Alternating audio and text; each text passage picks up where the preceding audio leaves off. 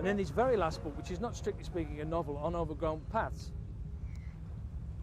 he again, in the figure of Martin, who comes to visit him in the old folks' home, there's again that the figure of the wanderer, the unsettled person. He called it in Mysteries. He called it tilværelsens utlending, which really means a stranger to existence, which is really a perfect description of the alienated 20th century person.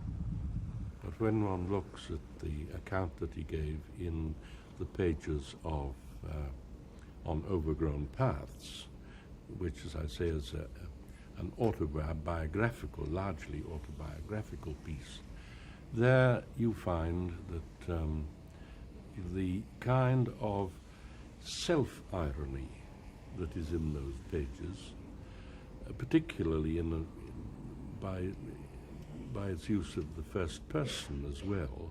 It is a yea in these pages, just as it is in Hunger, and he looks on things from, again, remotely, as though he were deliberately trying to distance himself from all the turmoil that was going on around him. I needn't go into all the events of these days, but as though he were trying to look at life, look at himself, look at his past, but look at it in a rather ironic way, a rather dismissive way, as saying, it doesn't really matter, all this. It's all going to be the same anyway, 100 years from now.